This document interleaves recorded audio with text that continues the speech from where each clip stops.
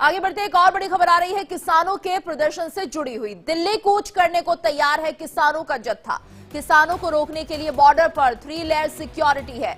किसानों के मार्च को लेकर शंभू बॉर्डर पर सुरक्षा सख्त कर दी गई है। तो दिल्ली कूच करने की तैयारी किसानों की तरफ से एक जत्था आज दिल्ली कूच कर सकता है। हालांकि 3 लेयर सिक्योरिटी यहां पर दी गई है। किसानों को रोकने के लिए बॉर्डर पर यह सिक्योरिटी है। तो आज दिल्ली कूच कर सकता है किसानों का एक जत्था। हालांकि 3 लेयर सुरक्षा यहां पर दी गई है। 2 तस्वीर आप देख सकते हैं, दिल्ली कूच के लिए तैयार किसान, वहीं दूसरी तरफ सुरक्षा के पुख्ता इंतजाम प्रशासन की तरफ से किए गए हैं। 3 लेयर सिक्योरिटी यहां पर की गई है। ये बड़ी खबर इस वक्त। आज एक बार फिर से किसान दिल्ली की तरफ आ सकते हैं, अपनी मांगों को लेकर प्रदर्शन कर सकते हैं। तो दिल्ली कूच की तैयारी है किसानों की तरफ से। 2 तस्वीर आपके सामने हैं। दिल्ली कूच के लिए किसान पूरी तरह से तैयार दिख रहे हैं। हालांकि बैरिकेडिंग की गई है, 3 लेयर सिक्योरिटी की गई है पुलिस प्रशासन की तरफ से। देखना होगा क्या दिल्ली कूच कर पाएंगे नहीं, या फिर किस तरह से जो समय रहेगा वो निर्धारित करेगा, अपनी मांगों को बता पाएंगे या नहीं।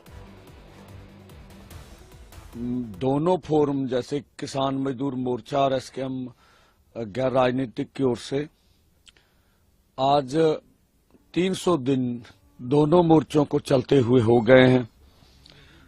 और जो केंद्र सरकार की हड्डधर्मी है अभी तक खत्म नहीं हुई। कब तक वो हमारे धैर्य का परीक्षण लेते रहेंगे, अभी उनका हमारे धैर्य से सब्र नहीं हुआ। और हम लोग दोनों फोरमों का निर्णय रहा है, जिस तरह से सरकार ने एक क्या कहेंगे आप, एक कंडीशन बना दी कि आप ट्रैक्टर ट्रॉली देश के हित में नहीं है। जैसे उन्होंने बोला राजधानी में जाके बहुत बड़ा नुकसान होगा। बेशक उनका बयान अनुचित था।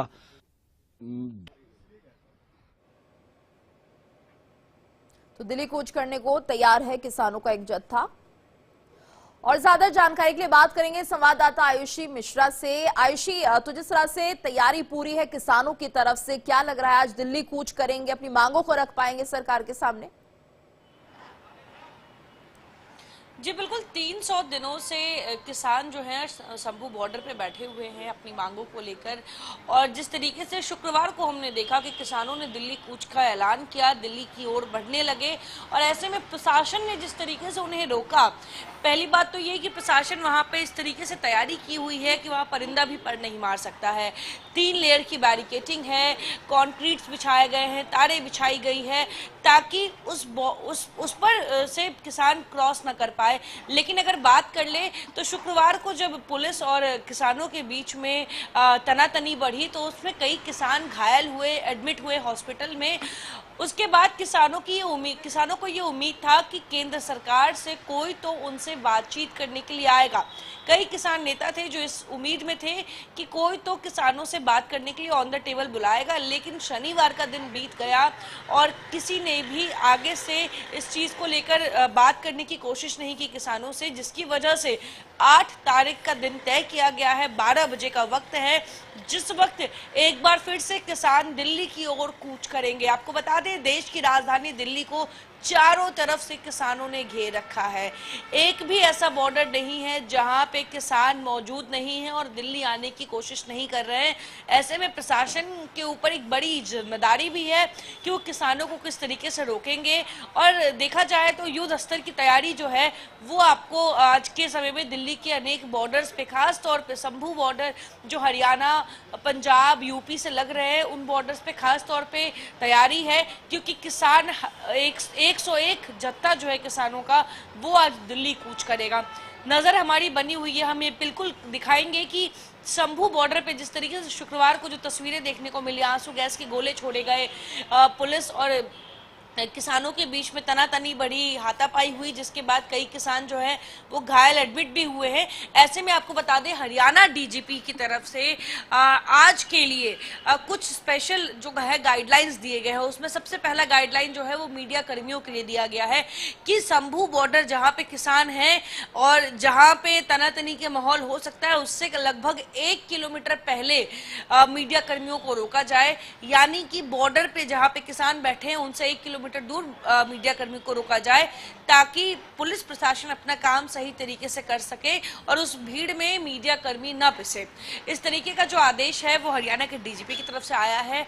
ऐसे में अब देखने वाली बात होगी कि 12 बजे का वक्त तय किया गया है, जिस वक्त किसान दिल्ली की ओर कूच करेंगे और अभी से ही शंभू बॉर्डर हो, सिंघू बॉर्डर हो, दिल्ली के तमाम जो बॉर्डर्स हैं वहां पे जो किसानों का जत्था है वो पहुंच चुका है। अब ये 101 किसानों के जत्था को कैसे प्रशासन रोकेगी, ये एक बड़ा सवाल है, क्योंकि जो किसानों का मांग है वो लंबे समय से है। किसान लगातार अपनी फसलों पर कानूनी रूप से एमएसपी जो चाहती है, इसके अलावा उनके कर्ज माफी को लेकर और भी कई ऐसी मांगे हैं जो पुरानी है, जिन पर अभी तक केंद्र सरकार की तरफ से कोई सोल्यूशन किसानों को नहीं पहुंचाया गया है। किसानों को ऐसा लगता है और लगातार जब भी किसान ऐसा सड़कों पे आते हैं तो उनसे कहा जाता है कि आप आइए, बैठिए, बात कीजिए, सोल्यूशन मिलेगा, लेकिन किसानों को अभी तक उस तरीके का सोल्यूशन नहीं मिल पाया है, जिसकी वजह से एक बार फिर किसान सड़कों पे हैं। और शंभू बॉर्डर की बात कर ले तो 300 दिनों से किसान वहीं पर टेंट गाड़ के रह रहे, यानी लगभग 10 महीने का वक्त गुजर चुका है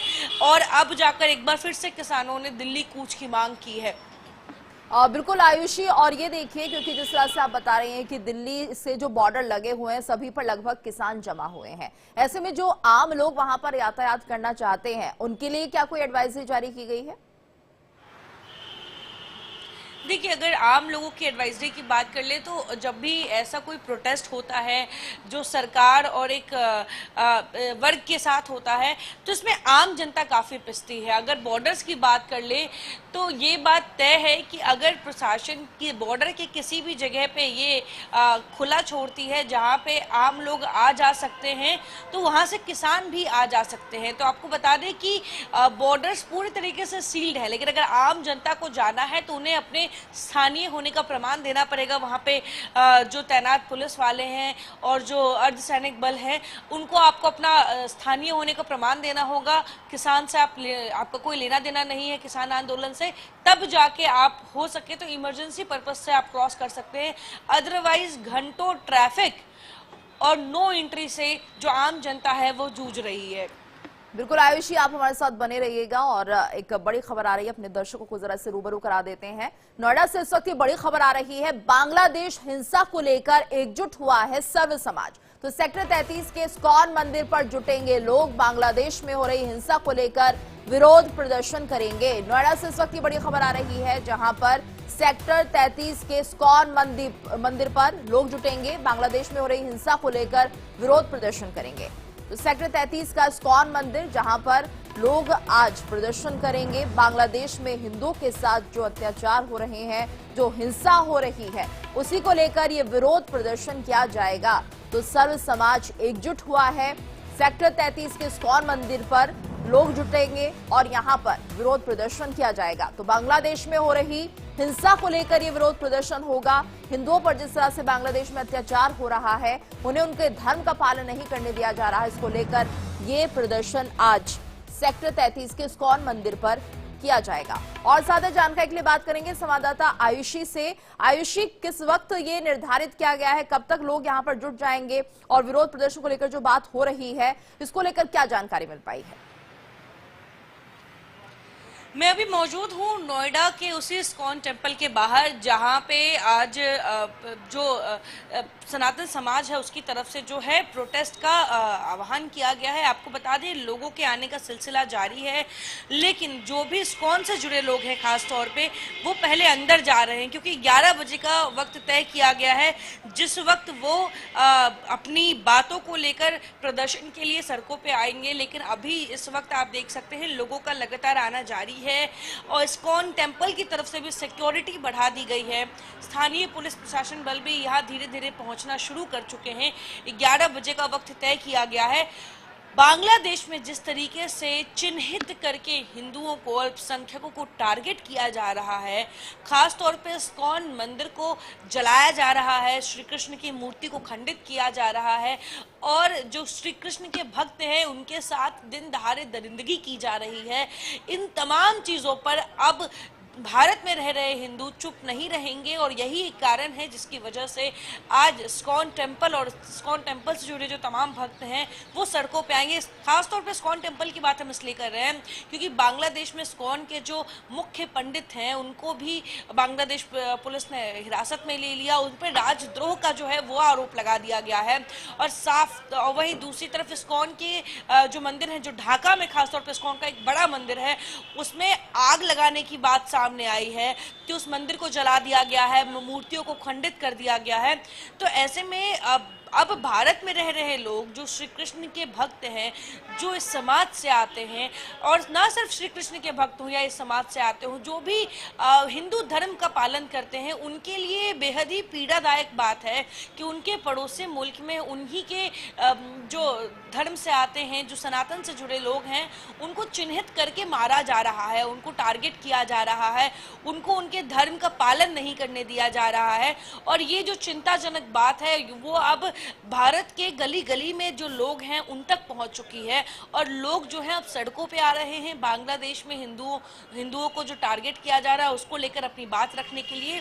और इसी क्रम में आज आपको बता दें, इस्कॉन टेम्पल नोएडा सेक्टर 33 स्थित यहाँ पे आज प्रदर्शन का आह्वान किया गया है।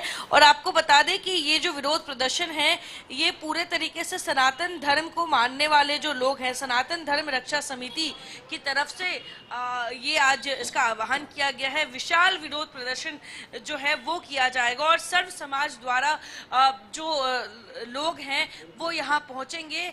और लगभग आपको बता दें बांग्लादेश में जो आज स्थिति है उस पर सरकार का क्या पक्ष है वो उसका भी इंतजार जनता कर रही है, लेकिन जनता का मानना ये है, लोगों का ये मानना है कि हम जिस श्री कृष्ण को पूजते हैं, हम जिस टेम्पल में जाने से पहले आधे घंटे खुद को पहले साफ रखते हैं, नहाते हैं, उसके बाद हम अपनी मन में इतनी सारी श्रद्धा भाव लेकर हम मंदिर जाते हैं, और वहीं हम तस्वीरों में देख रहे हैं कि हमारे दूसरे मुल्क में मंदिरों को तोड़ा जा रहा है, भगवान की मूर्तियों को खंडित किया जा रहा है। तो ये उनकी भावनाओं को ठेस पहुंचा रहा है जिसकी वजह से आज वो सड़कों पे उतरने वाले हैं। बिल्कुल आयुषी, आप इस खबर पर नजर बनाए रखिएगा, आपसे अपडेट लेंगे। फिलहाल बहुत बहुत धन्यवाद आपका इस पूरी जानकारी।